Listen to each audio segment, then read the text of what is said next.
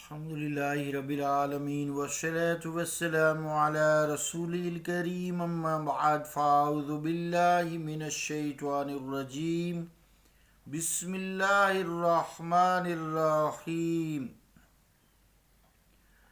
يقولون لئن رجعنا إلى المدينة ليخرجن الأعز منها الأذل وَلِلَّهِ الْعِزَّةُ وَلِرَسُولِهِ وَلِلْمُؤْمِنِينَ وَلَكِنَّ الْمُنَافِقِينَ لَا يَعْلَمُونَ يَا أَيُّهَا الَّذِينَ آمَنُوا لَا تُلْهِكُمْ أَمْوَالُكُمْ وَلَا أَوْلَادُكُمْ عَنْ ذِكْرِ اللَّهِ وَمَن يَفْعَلْ ذَلِكَ فَأُولَئِكَ هُمُ الْخَاسِرُونَ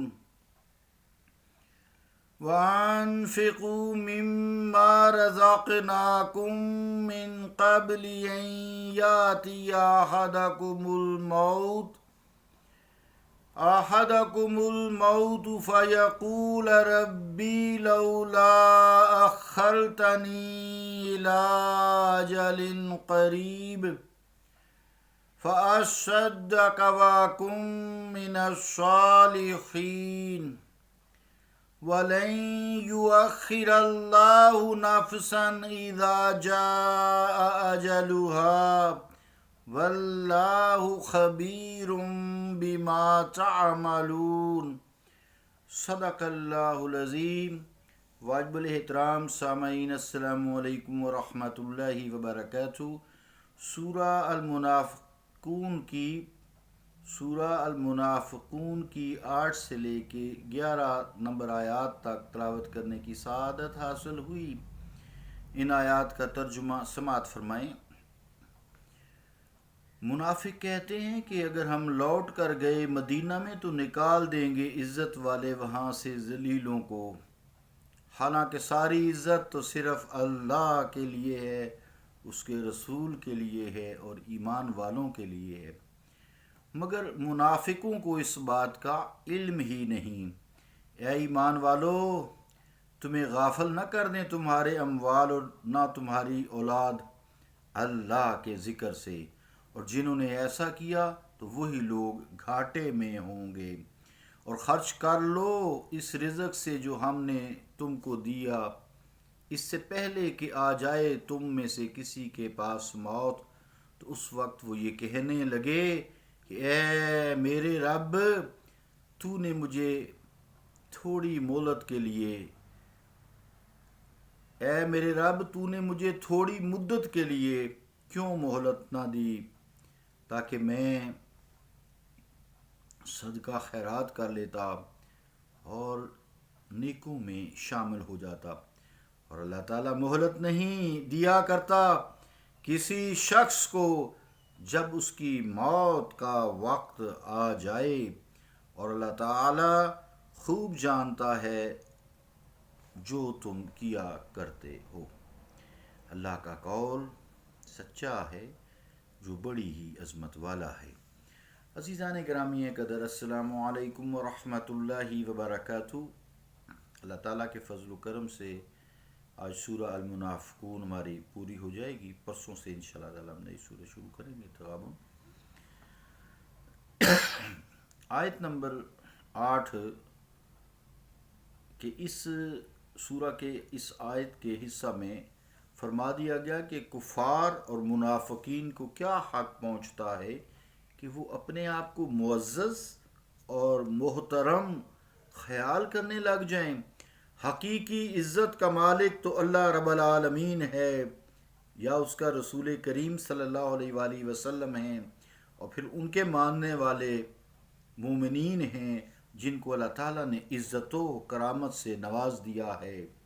کفار و منافقین جو کفر و نفاق کی ذلتوں میں گرفتار ہیں، بزدلی کے باعث کھل کر سامنے بھی نہیں آتے، جھوٹی قسمیں کھانے سے باز بھی نہیں آتے، معمولی سے دنیاوی فائدہ کے لیے اپنے نظریات، اپنے عقائد کا صاف صاف انکار کر دیتے ہیں، مسلمانوں کے دامن شفقت میں انہیں آرام میسر ہے، آرام سے زندگی بسر کر رہے ہیں۔ اس کے باوجود جب بھی انہیں موقع ملے تو انہیں مسلمانوں کو ڈسنے سے باز نہیں آتے۔ جن لوگوں کا یہ کریکٹر ہو، جو لوگ اس کردار کے مالک ہوں، کیا انہیں زیب دیتا ہے کہ وہ اپنے آپ کو معزز اور محترم کہیں؟ انسانی عزت و مال، جاہ جلال، جو انسانی عزت ہے وہ مال سے، جاہ و جلال سے نہیں ہوتی، زرق برق لباس پہننے سے نہیں ہوتی۔ انسان کی عزت و وقار کا راز تو اس کے بلند کریکٹر پر ہے، اس کے کردار کی بلندی ہے، اس کی بے داغ سیرت ہے، اس کے اخلاق پر ہے، جس سے لوگ کوسوں دور ہیں۔ آج بھی بے شک ہم مسلمان ہیں عزیزان گرامی قدر، لیکن ہمارے ذہنوں میں ایسے ہی کچھ معیار جو ہے دلوں میں ذہنوں میں بستے ہیں کہ جس کے پاس زیادہ دولت ہے، عہدہ ہے، زرق برق لباس ہے، لوگ اس کی عزت کرتے ہیں۔ ایسی بات نہیں ہے، عزت اور چیز ہے، یہ تو دنیاوی چیزیں ہیں، فانی چیزیں ہیں۔ لیکن اللہ کریم فرماتا ہے کہ اس حقیقت کا منافقوں کو معلوم نہیں۔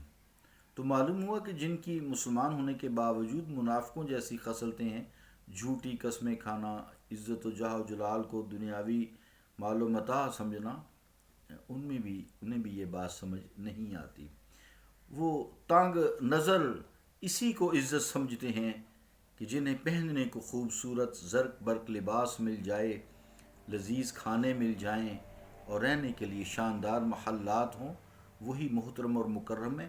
اللہ کے ہاں یہ معیار نہیں ہے۔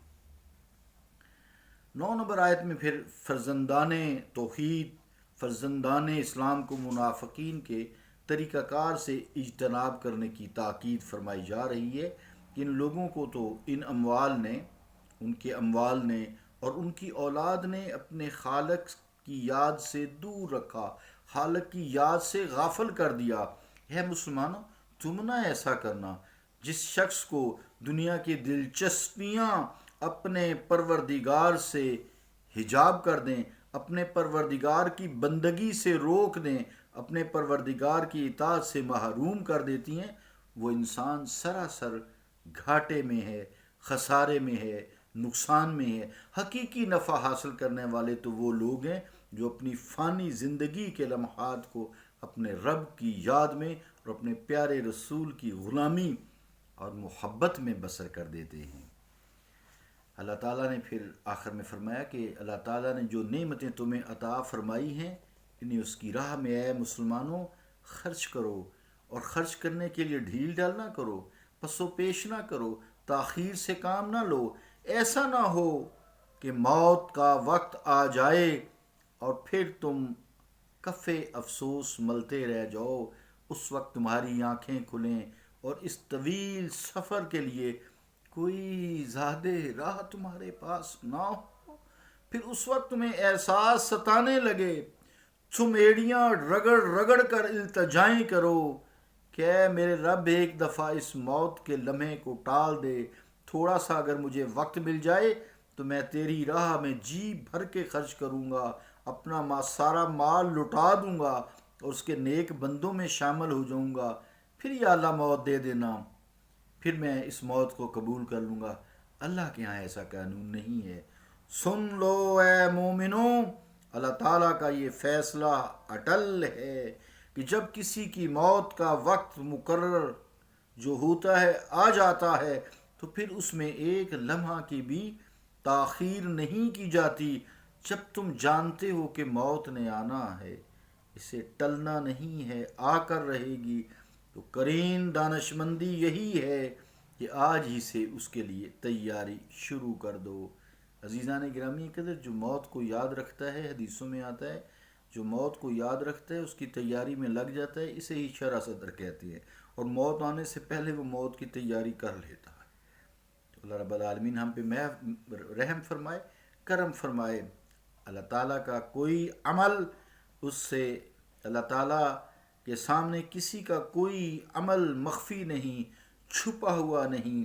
وہ ظاہر اور باطن کو جاننے والا ہے، جلوت ہے یا خلوت ہے، سب اس کے نزدیک یکساں ہے، عیاں ہے۔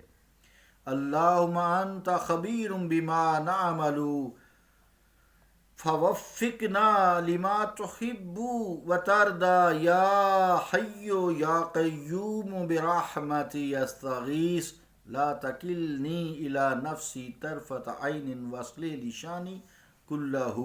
اللہم صلی وسلم وبارک علی نبیک وحبیبک سیدنا ومولانا محمد وعلی آلہ واصحابہ وأولیاء أمته وعلماء ملته وسائر المؤمنين والمؤمنات والمسلمين والمسلمات یا ارحم الراحمین یا اکرم الاکرمین یا ذا الجلال والإکرام۔